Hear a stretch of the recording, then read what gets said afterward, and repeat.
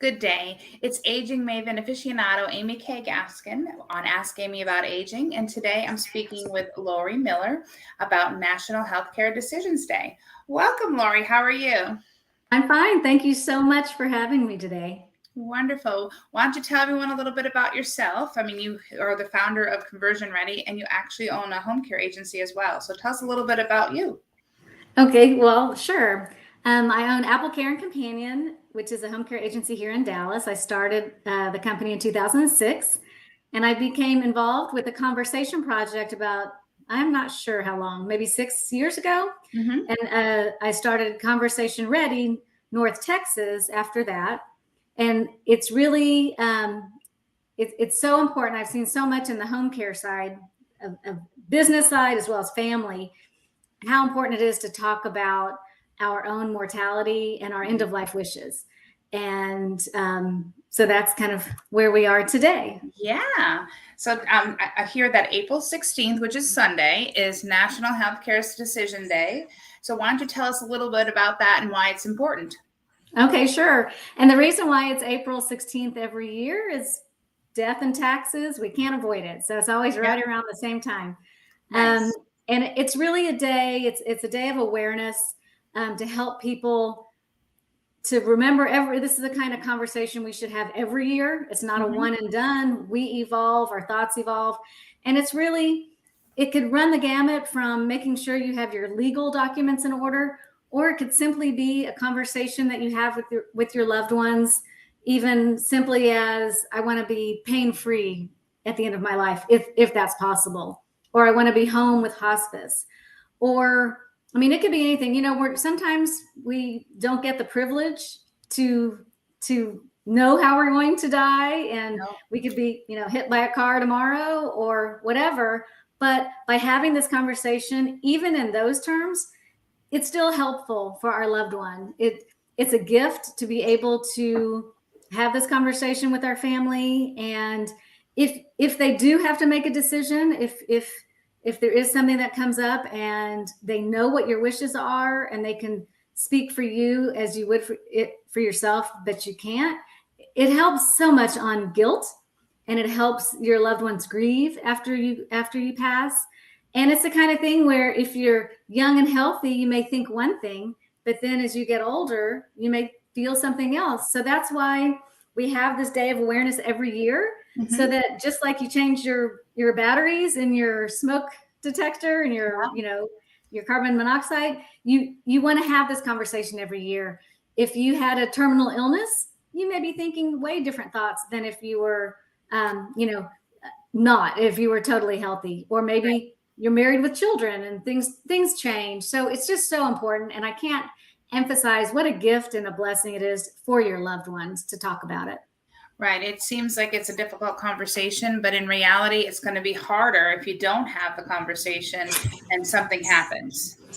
Right. It's definitely easier to do when you don't need to. We like to say it's easier to have this conversation around the kitchen table than in the ICU.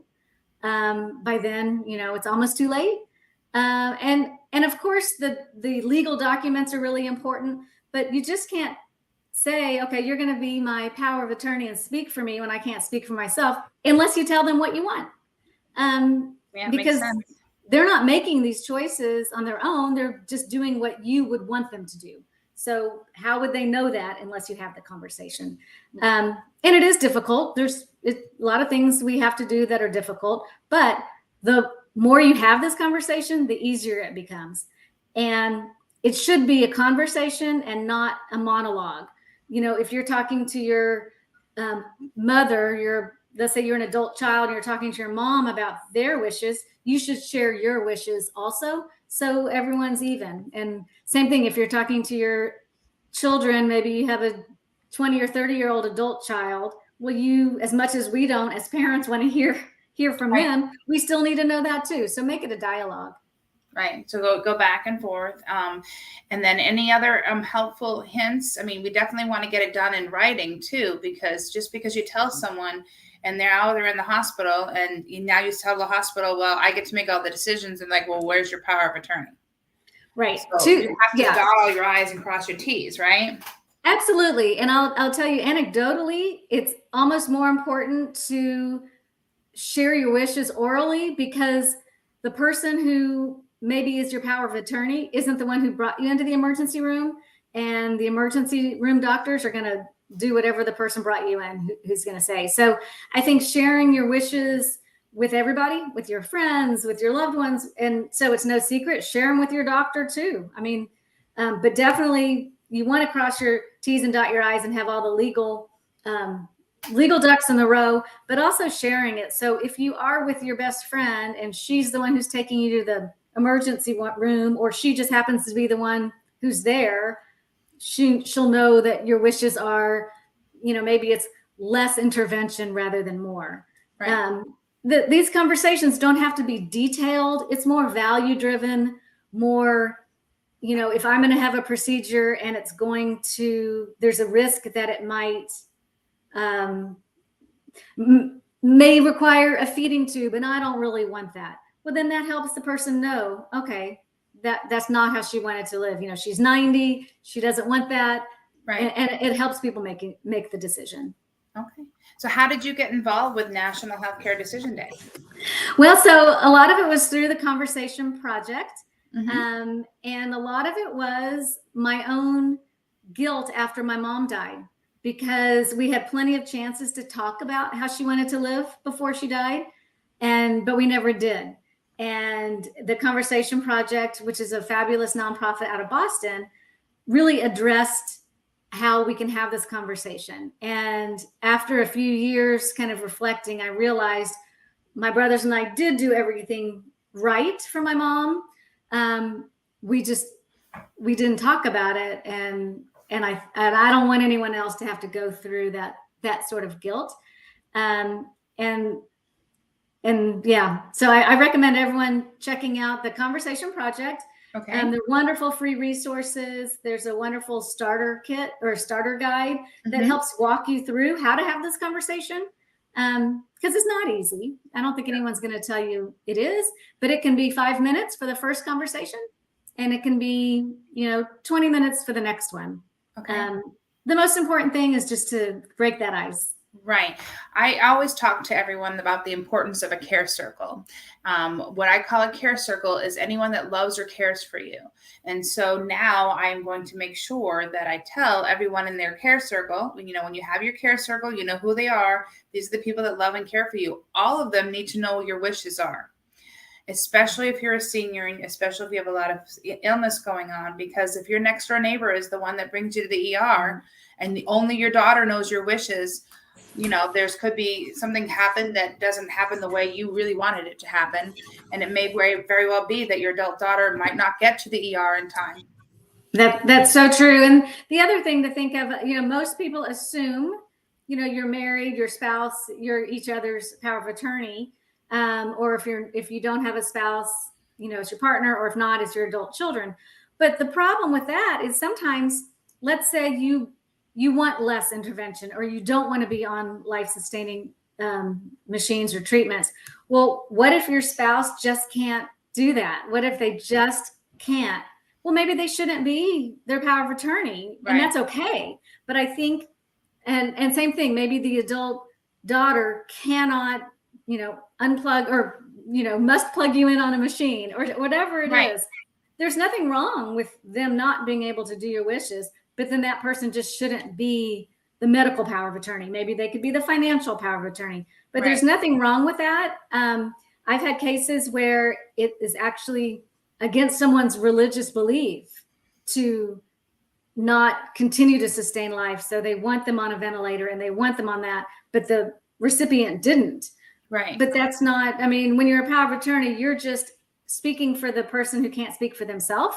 Right. And if you can't do that, that's okay. But you need to know. Yeah. And that's why it's important to have these conversations, because we don't want we don't want to say, okay, to your adult child, I don't want to be on the feeding tube. So make sure that doesn't happen. And then the adult child decides, I can't do that. And we find out in the hospital after the feeding tube's in, and mom's sitting there going, we need to know ahead of time, and that's why these Exactly. are important. So I like that it comes every year around April 15th because of death and taxes. So Sunday, April 16th is perfectly appropriate. But again, whenever you change your batteries and your smoke detectors, that's another time to think about, who am I going to be talking to about this if something happens. The right to change your mind. I mean, that's the other beauty. So that's why it's a good thing to do it annually, because you may change your mind. You may have different thoughts. You may, who knows what it is, but it's the kind of thing that's always evolving, always changing. And everybody should have this discussion together. No matter how old you are. That's how Right. it's very important. Any other words of wisdom or anything else that you'd like to discuss about Conversation Ready or National Healthcare Decisions Day? Well, there's a lot of resources out there. So there's some wonderful books to read. There's videos. There's all kinds of great. There's just a ton of resources. So I think you don't feel you have to do this alone. You don't feel like you have to start, creating the wheel. There's so many ways to get help. Even writing it, journaling it. There's lots of ways to get started. A lot of people have never thought about this. And first you have to kind of have the conversation with yourself of what would I want? And I've never really not thought of it. So I think not going it alone and reaching out. So conversationreadynTX.com. We offer a lot of free resources there and some videos. Theconversationproject.org has extensive amount of information for people. Great. And I'm going to put those links underneath the video here as well, so that we have access, that the listeners have access to them as well. And then if you're in the Dallas area and you need home care, who should they call? That's a great one. Thank you. applecareandcompanion.com. Yeah, we're happy to help answer any questions. A lot of times home care may not be appropriate. And if not, we'll give them the right information of what they can do. Great. And you serve one county, two counties? What areas in the Dallas area do you serve? We're Dallas and Collin counties primarily, but we also help some people in Tarrant County and even Rockwall and Denton. Okay. So the Dallas Metroplex, anyone who's familiar with that, just give us a call and we'd love to help. Sounds great. Well, thank you for coming on my show. I look forward to having you come on again anytime you want, and we can discuss other topics. But I'm so glad you made everyone aware of the National Healthcare Decisions Day, since it's coming right up on Sunday. So I hope to hear that many people got to have the conversation around the dinner table on Sunday. Thank you so much. Thank you. Again, this is Aging Maven aficionado Amy K. Gaskin, and Laurie Miller was here with me today talking about National Healthcare Decision Day. Have a great day.